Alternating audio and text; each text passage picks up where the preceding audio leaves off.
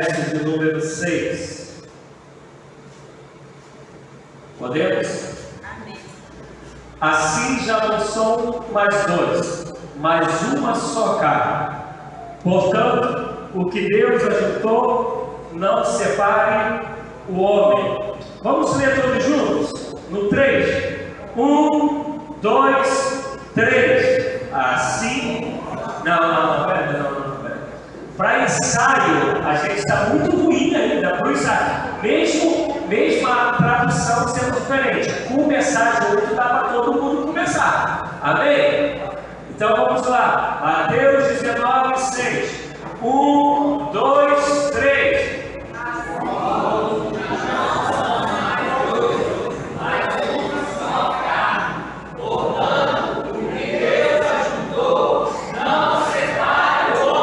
Eu sabia que vocês conseguiriam. Eu tinha fé tremenda que isso ia dar certo, rapaz. Vamos orar. Senhor, manifesta a tua graça, misericórdia, unção, a fim de fazermos compreender os teus propósitos, a fim de que nossos corações sejam renovados. Como disse o Senhor profeta Jeremias no seu livro de Lamentações, faz-nos trazer à memória aquilo que nos dá esperança, trazer à memória aquilo que nos alegra, trazer à memória aquilo que podemos dizer vale a pena. Em nome de Jesus, ministra, Senhor Deus, em nossos corações, segundo o seu poder e graça, segundo a sua boa mão sobre nossas vidas, em nome de Jesus. Amém. Amados, quando a gente usa esse título, da língua portuguesa, renovação de votos, na verdade é a gente trazer de fato à memória aquilo que, como quando ele estava dirigindo, ele, o Ministério de Música, ele falou, lembra daqueles planos, lembra daquele amor quando nós nos casamos, e as lutas vão vindo e a gente acaba esquecendo dessas coisas. Lá em casa, eu tenho um costume, desde sempre, quando a gente amanhece, a gente fala um para o outro, bom dia, a paz do Senhor, eu te amo. Quando a gente vai dormir, boa noite, a paz do Senhor, eu te amo. A gente pode estar longe, como esses dias a Alessandra estava no Rio. Quando acorda, vai lá, inventar agora o WhatsApp, bom dia, paz do Senhor, eu te amo. Quando vai dormir, boa noite, a paz do Senhor, eu te amo. E eu sempre falo lá em casa para a gente não deixar com que isso seja tão somente um costume, como às vezes a gente faz com o Pai Nosso. Quando a gente vai orar no Pai Nosso, a gente já vai tão no automático que a gente acaba não orando de verdade. A gente apenas repete aquilo que a gente já decorou. A gente não para prestar atenção na essência daquilo que a gente está orando. Por quê? Porque vai ficando costumeiro. Claro que tem as exceções e glória a Deus pelas exceções, mas de via de regra, os afazeres da vida, as responsabilidades. Quer ver? Eu vou contar uma piada aqui rapidinho, para a gente entender o que eu estou querendo dizer. Havia um casal que estava há dias de se casar. E eles sentados numa praça, estavam sentados, mas tão coladinho que olhavam de longe e parecia que era uma pessoa só. E de repente, veio uma nuvem e tapou o sol. E aí a mulher fala: bem, amor, o sol subiu. E aí o cara, todo romântico, aquela voz do cuia: oh, minha amada, ele se escondeu com vergonha da tua beleza. Casaram, passou um ano, estão na mesma praça, cada um sentado numa ponta do banco. Aí vem a nuvem e tapa o sol de novo. Aí Deus já conhece a história, né? E aí o cara vai, a mulher vai falar: pô, a nuvem tá com o sol. Ei, não tá vendo que vai chover só todo? A gente vai passando o tempo e a gente vai perdendo esse desejo do carinho, da dedicação. da devoção, da atenção ao nosso cônjuge, aquela pessoa que Deus nos confiou para com ela sermos uma só carne. Uma das coisas que eu falo sempre quando eu vou falar no casamento, eu vou aconselhar, é o mal que muitos casais passam a praticar. Nasce um filho e a dedicação maior se torna para o filho. E é óbvio que eu não estou falando da criança, bebezinho, aí a atenção tem que ser, mas eu estou dizendo para casais que vão fazendo isso a vida toda, dando uma atenção tão grande para os filhos que vão esquecendo de amar, de cuidar, de zelar, de se preocupar, de querer agradar o outro. E a gente se perde tanto nisso, que eu quero falar para vocês, a melhor maneira de você educar seu filho e sua filha é você casado mostrando para os seus filhos como vocês se amam, como vocês cuidam um do outro. Porque se o filho é uma menina, é uma Gabriela da vida, vai olhar e ver como os pais se amam, e ela vai dizer assim: eu quero ter um marido como meu pai, e eu quero ser uma esposa como a minha mãe. Se é um garoto, ele vai falar da mesma maneira, porque vocês vão ser um exemplo para os seus filhos. Mas quando você deixa o cônjuge de lado e começa a se preocupar com o filho a vida toda, vai acontecer com um casal de amigos meus de pouco tempo, que eu os vi, começaram a namoro, os vi casar, nasceu a menina, hoje a menina está com 20 alguma coisa, formada, mas o marido, ele se dedicou tanto à filha, tinha olhos tanto para a filha, que chegou um dia e ele não percebia que ele estava deixando a esposa de lado, e a esposa chamava a atenção, no bom sentido, olha, tu esqueceu de mim, você casou comigo, estou aqui, e tentou tantas maneiras, que chegou um dia e ela falou: eu não quero mais, isso não é casamento, eu não quero mais, eu quero ser amada, eu quero ser olhada, eu quero ser percebida. E tentei aconselhá-los de longe, né, porque eu não sou próximo deles. E aí ele tentou, a época, reatar o casamento, mas ela já tinha decidido que não queria mais, que ela tinha dito. São pelo menos 5 anos últimos agora, eu tentando com toda a força e não consegui.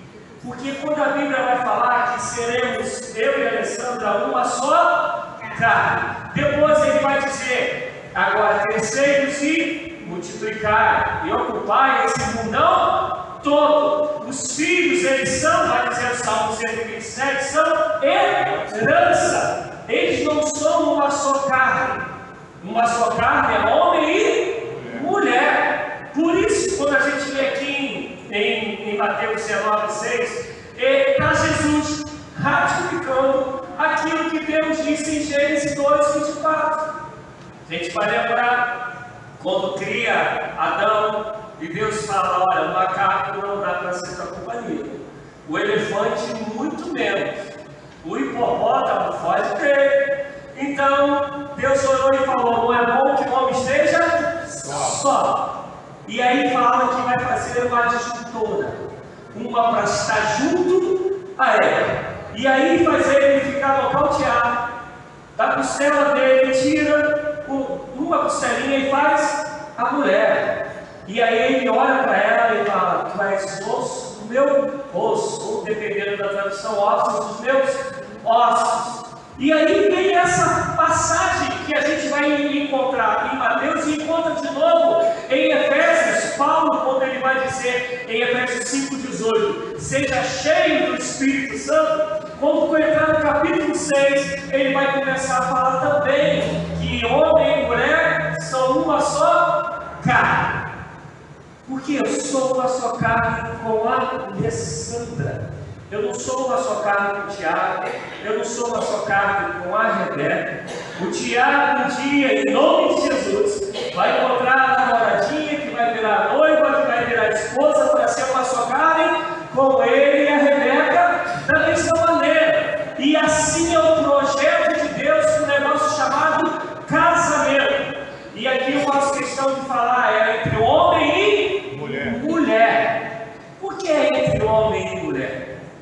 além de ser um projeto de Deus, cientificamente, biologicamente, inclusive há uma expressão chamada, que eu esqueci o nome, daqui a pouco eu lembro, sofismo sexual.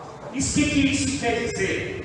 As diferenças entre homem e mulher que se encaixam em todos os sentidos. Se eu não me engano, o nome é esse, né? A esposa já pegou o celular, porque é assim. Eu falo, ela vai procurar o celular para depois falar, você falou besteira, você não peça.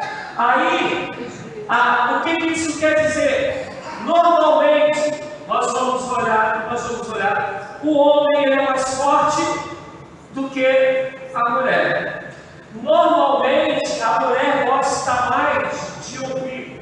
O homem ele gosta mais das coisas práticas, né? Lamentavelmente, tem homem que se deixar e entra mudo e sai calado, né? A mulher já gosta de ouvir. Fala, você tá linda, cortou o cabelo hoje? E esse brinco, ele é novo. Como foi o seu dia? Puxa, eu não tinha reparado, esse batom é diferente, né? Minha esposa agora tem um batom ruim, que ela bebe café de manhã, tu vai ter que pegar palha de aço daquelas bravas para poder tirar o batom. O negócio não sei não, rapaz, que batom, é quase um batom cola, né? Ele é o batom. E mulher gosta disso. O homem já é mais prático. O homem, normalmente, como eu falei, ele é mais forte. O homem, na libido, ele reage de uma maneira e a mulher, normalmente, reage de outra. O homem viu, no padrão, a mente dele já vai embora. A mulher, tu vai ter que fazer um carinho, tu vai ter que tocar, entre tantas outras coisas, para dizer que Deus criou essas diferenças para que essas diferenças se encaixem a ponto de se tornarem os dois uma só carne. Quando o William estava aqui ministrando, ele falou, apesar da diferença. E eu lá no cantinho falei assim, glória a Deus pela diferença.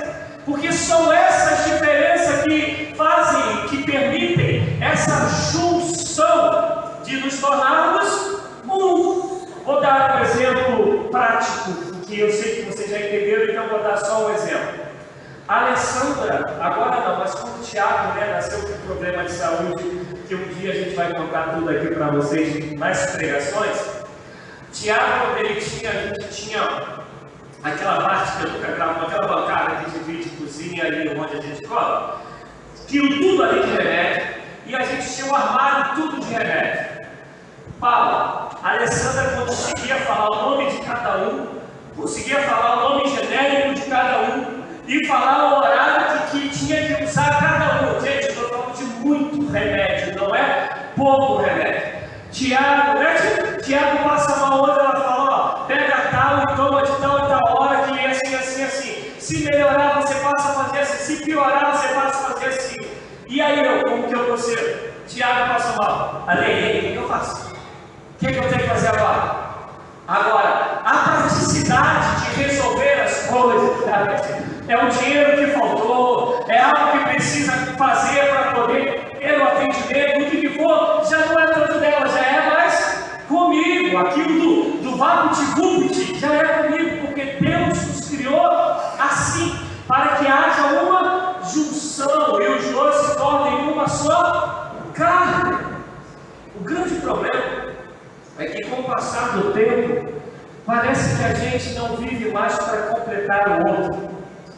A gente vive para, talvez, sustentar, ser o provedor do outro. Isto é, a mulher, claro, vocês vão entender o que eu estou querendo dizer. A mulher parte da casa. O homem ele vive para poder levar o pão de cada dia. O homem ele vive para fazer projetos, para fazer a família crescer econômica, socialmente. A mulher já é aquela que se dedica mais na educação. A gente vai vivendo cada um do seu a fazer e não entendendo que eu faço isso por amor à minha esposa ou por amor ao meu esposo. E no momento que eu vejo que aquilo que eu faço por amor a ela ou por amor a ele não está realmente alegrando, fazendo com que ele ou ela fique feliz, eu vou deixar de fazer.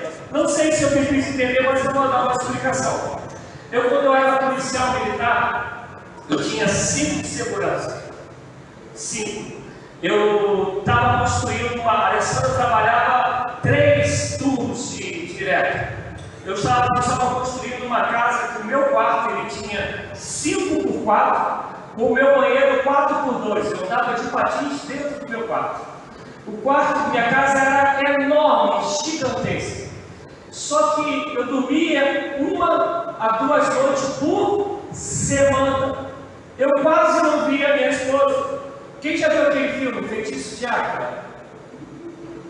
Gente, só eu que estou velho nesse lugar. Não tem mais ninguém velho, não?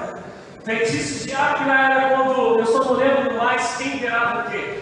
Mas à noite, a mulher ela estava acordada. E o marido, o homem, ele virava um animal que eu não lembro mais qual era o animal, acho que era a águia, né? Não, a águia. Eu não lembro. Mas assim, quando era de dia, quem estava humano virava o bicho, quem estava o bicho, eles nunca conseguiam se encontrar. Quando estava mudando de dia para noite, eles estavam tendo milésimos de segundo de olhada um para o outro, mas já acabou. Por isso que era um feitiço que eles tinham que acabar. Eu e a Alessandra era mais ou menos assim. E o pior de tudo que a gente nem percebeu isso. A gente, tão feliz que estava construindo uma casa enorme, trabalhando igual louco, a gente só foi se dar conta quando a nossa filha começou a ficar gaga, com bruxismo, e ficava fazendo assim com os olhos, assim. E até que a gente pesquisando para lá, para cá, a gente chegou numa doutora e falou assim: como é a vida de vocês?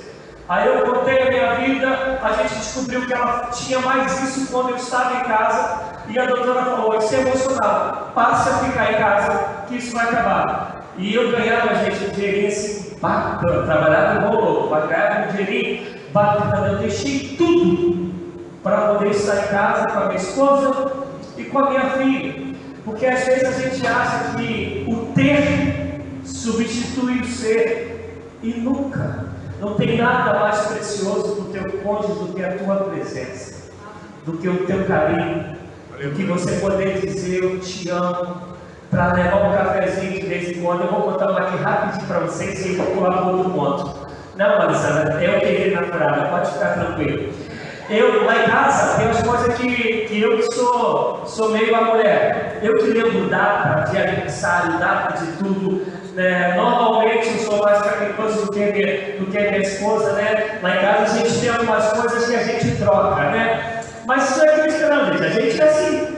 E aí o que acontece? 1º de setembro, dia de profissional de educação física. Ela lembrou agora, que ela nunca lembra. Aí essa casa que a gente morava, o muro é enorme, altão pra caramba, parece um portão grandão. E aí eu fui pedir hoje eu quase não tenho isso, né? Antigamente você encomendava, ainda tem, mas hoje é porque a pessoa levava aquele café da manhã, né? Na porta. Aí eu encomendei o café da manhã e fiquei esperando o cara chegar para ela não acordar. E estava chovendo. Quando o cara chegou, eu fui lá, peguei a cesta, paguei, o vento veio e fechou o portão. E eu fiquei trancado do lado de fora. Aí, quer dizer, teve a surpresa, mas não foi como a gente esperava. Mas essas coisas eu já tive situação, e ela sabe disso que eu estou falando, vocês não conhecem, então é complicado de explicar. Mas eu trabalhava a quase 65 quilômetros da minha casa. Do meu trabalho para a faculdade lá no Bennett, no Flamengo, onde tinha a faculdade da Metodista, era mais ou menos 50 quilômetros. E dali para minha casa, era um triângulo assim, dali para minha casa era quase uns 60 quilômetros, 65 quilômetros mais ou menos. E aí eu fazia isso todos os dias, só que quando eu me converti, eu entreguei assim meu tempo todo para estudar. Porque eu sempre falei com ele, eu não quero passar daqui 3, 5 anos e descobrir que a minha fé é uma furada. Então eu estudava a Bíblia cerca de 6, 7 horas por dia, todos os dias, de segunda a segunda. Então quando eu cheguei na faculdade, pelo menos até o 6º, 7º período, tudo que eles iam dar, eu já sabia. E eu já tinha feito essas viagens todas. E aí um dia, algumas vezes eu fazia algumas coisas, mas tinha uma floricultura lá perto deve ter ainda, né? Do Bente. Eu saí, não façam isso, tá, gente? Eu matei a aula, o Thiago não está escutando isso não. Eu matei a aula, aí peguei, comprei a roça, levei para ela uma rocinha que vinha no potinho com água dentro, não sei se vocês já viram. Gente, a roça durou tanto, que até minha sogra falou assim, só abrir. Isso aí foi dada com a mão dele, está durando desse jeito. O que eu estou querendo dar esses exemplos é para dizer que a gente não precisa ter dia para agradar o nosso cônjuge. Porque se você o ama todo dia, dia de agradá-lo. E a gente, com o tempo, com os afazeres, a gente vai perdendo isso. A gente vai deixando de lado. E aí a gente cantou aqui que o tempo não pode apagar nosso amor. Mas o tempo não tem responsabilidade nenhuma. Se eu ou você tratamos bem ou mal o nosso cônjuge todos os dias. Quando nós lemos esse texto de Gênesis 2:24, que Jesus repete, depois Paulo vai repetir, a palavra no hebraico usada para unir, ela tem dois significados. O primeiro significado é colar. É isso mesmo, no hebraico quer dizer grudou, colou, né? Mais ou menos Superboy, grudou, se colou um no outro, para não sair mais. E aí que vem que a gente não pode, então, o homem não separa.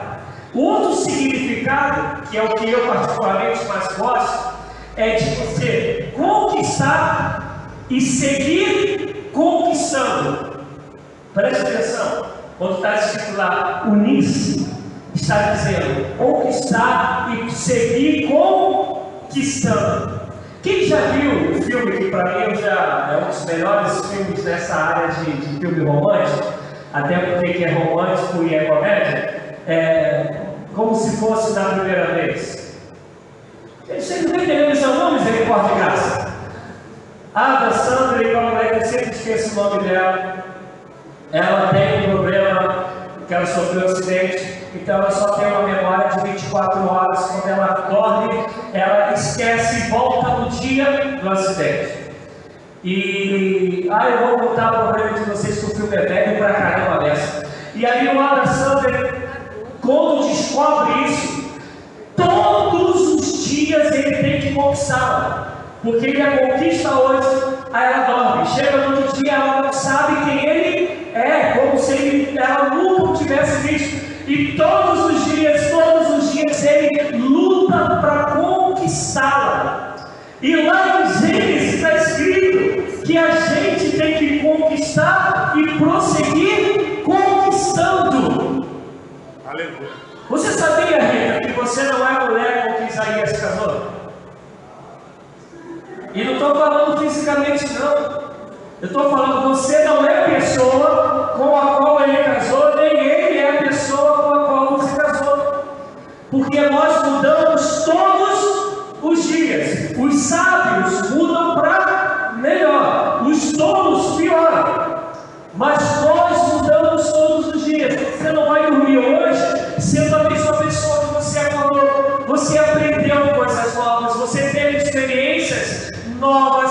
Você está ouvindo uma palavra hoje que talvez você nunca tivesse ouvido antes. Você não vai chegar em casa sendo a mesma pessoa. E por isso que essa conquista tem que ser diária, todos os dias, tanto de um para com o outro, como de outro para com um, porque nós mudamos. E aí às vezes a pessoa fala assim, você não é mais a pessoa com quem eu casei. Graças a Deus, né? Pô, se fosse a mesma pessoa, eu falo assim, tu tá com um probleminha. Esse tempo todo você não melhorou, você não cresceu, você não evoluiu, não aprendeu nada. Tem que ter crescido. Agora o erro está naquele ou naquela que, por não dar atenção no cônjuge, por não querer conquistá-la todos os dias, não percebe que o outro mudou. Aí parece que um dia ele acorda ou ela, né?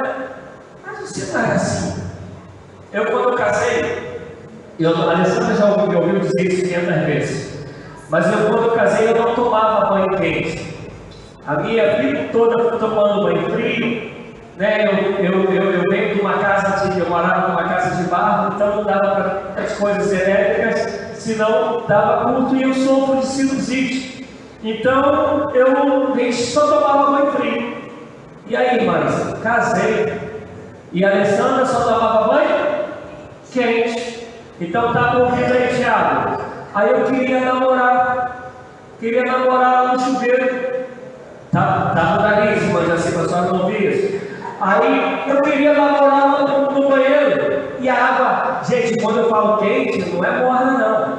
É quente. Daquela fumacinha da saindo assim. Eu falava, meu Deus, como que eu vou fazer? Resumindo, tive que aprender a namorar, ou eu aprendi a tomar banho quente, né? Ou eu não namorava. Eu aprendi a tomar banho quente, né? Eu não sou nenhum burrão. Eu estou contando isso para dizer que a gente muda. Por isso que a conquista ela tem que ser diária. Mas parece que quando a gente namorava, era o momento da gente conquistar. Vou lá, bombonzinho, uma rosinha, né? Um showzinho, uma pizzazinha, um japonês, aleluia. Deixa Deus te usar, minha esposa. Um japonês, aqui não, deixa a gente correr, aqui lá. Aí, casou, parece que a gente pegou um carimbo lá e falou assim, ó, é meu, ou é minha. Vai nessa, José. Vai nessa para você ver como é que vai ser. A conquista, ela tem que ser sempre. E aí, me perdoe aqueles que não acham legal o que eu vou dizer, mas aí eu gosto de uma música do Cazuza. Não, do Caetano, que ele fala assim, quando a gente gosta, é claro que a gente cuida. Diz que me ama, mas só é da boca para fora. A gente só mostra que ama com os gestos, com cuidado, com carinho. Só que a gente tem perdido isso, ainda mais esse tempo que a gente está vivendo, que nos falou, que nos ensinou que a gente tem que ter. A gente está sempre em busca de ter, e está perdendo a coisa mais importante, que é o homem ou a mulher que Deus te confiou e disse: os dois serão uma só carne. A gente tem perdido isso, a gente tem deixado isso embora. E homem ou mulher, você não é chato quando você cobra um carinho, uma atenção do seu cônjuge, não. Isso não é chatice, isso é amor. Porque quem não cobra é porque já deixou de lado, já deixou para lá. Cobrança não no sentido de obrigação, mas cobrança no sentido de atenção, de renovar o amor que um dia era bem nítido para todo mundo. Isso tem que acontecer. Eu vou dar um exemplo daquilo que eu gosto dentro dessa minha fala. Aquele pessoal que aí torce para aquele time Urubu, que é o exemplo, né? Aquele pessoal. Em 2019, 2020, esse time foi o bom. Isso é inegável, E lá no Rio, né, eu joguei bola, então no Rio eu jogava, né, com o pessoal que foi profissional, jogou no Flamengo, no Botafogo, entre outros times. E aí tinha um rapaz na época que ele era o nutricionista do Flamengo. Hoje ele está em Portugal. E ele era nutricionista do Flamengo. E o Flamengo começou, e aí eu vou até dar uma para o pessoal que é flamenguista, tá? O Flamengo começou a não jogar bem em 2020, 2021, não sei se vocês vão lembrar. E aí esse amigo nutricionista que ainda trabalhava lá, ele falava: sabe o que acontece?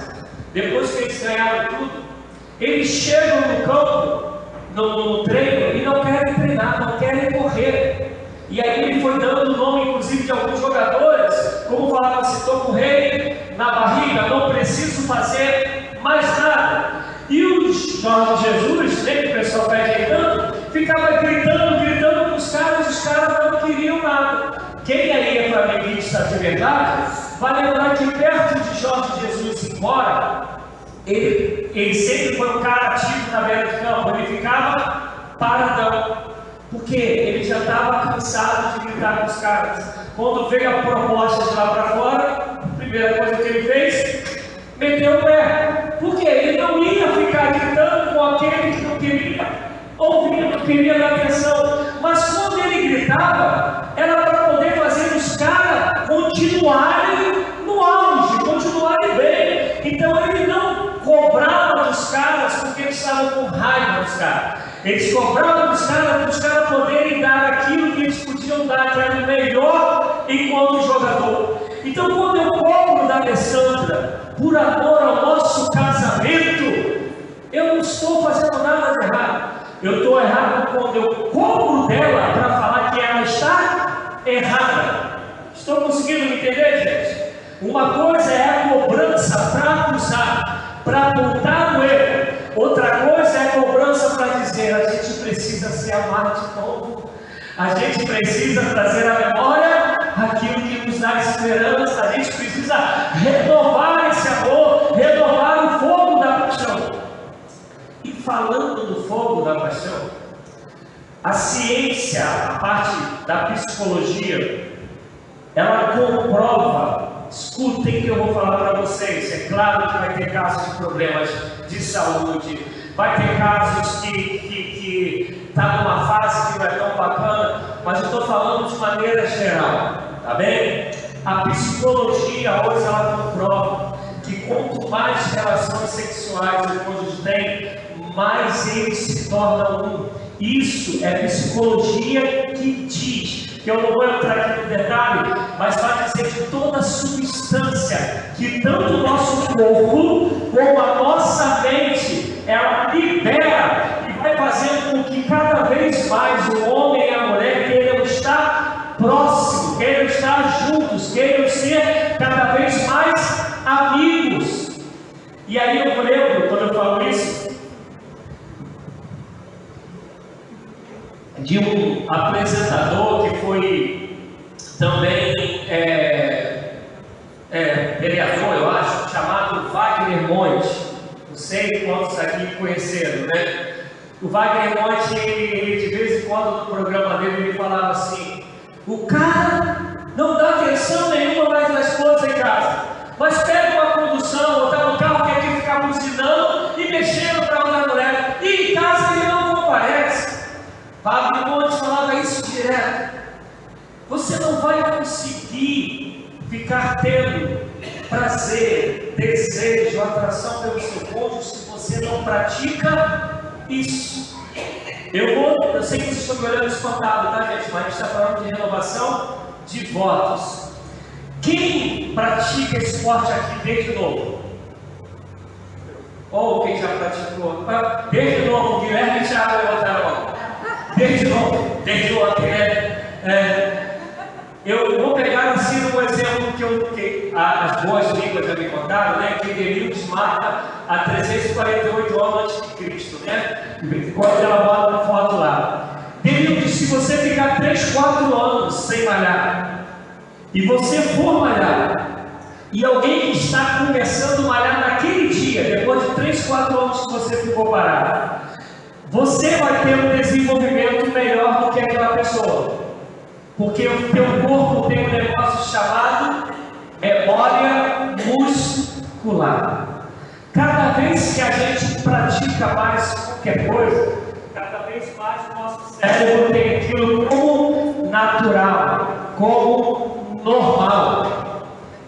E isso, quando a gente vai os dois se tornarem um, a ciência hoje, ela se rende àquilo que na criação Jesus falou que é o desejo da gente, onde os dois se tornam um. E eu termino com uma frase de um escritor chamado Tom Adams.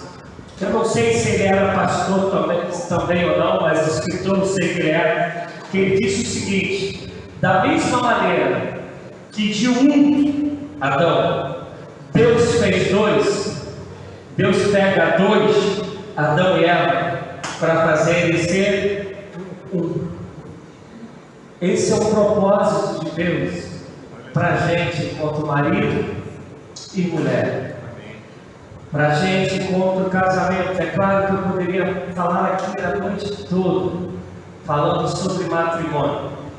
Mas eu quero crer que o que eu disse seja o suficiente para você renová-lo pelos votos todos os dias. Por que é renovar? Porque a gente é muito bom de esquecer, a gente é muito bom de relaxar, a gente é muito bom de deixar de lado, a gente é muito bom de empurrar com a barriga e achar, daqui a pouco se resolve. Não, amado. Nós somos complementos e complementados pelo nosso cônjuge. Eu completo e sou completado. Quando eu vou celebrar um casamento, e Júlio, Beto, escuta, quando eu vou celebrar um casamento, eu sempre falo para todo mundo: eu não faço casamento. Eu não caso ninguém. Quem se casa é um casal. Se eles chegam aqui sem estarem casados, o que eu vou fazer é apenas alguma coisa, como a gente diz no nosso verbo, no nosso português, né? É para inglês ver. Porque o que é casar? É um amar tanto o outro que decidiu viver para fazer o outro feliz.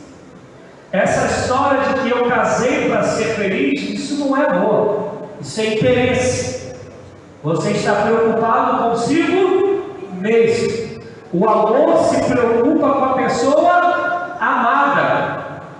Se eu me preocupo comigo mesmo, eu estou amando somente a mim. Mas quando eu amo a Alessandra, eu quero viver para fazê-la feliz, porque a minha alegria está em vê-la alegre, feliz. E se ela tem o mesmo desejo por mim, a gente vai ser de fato uma só carne.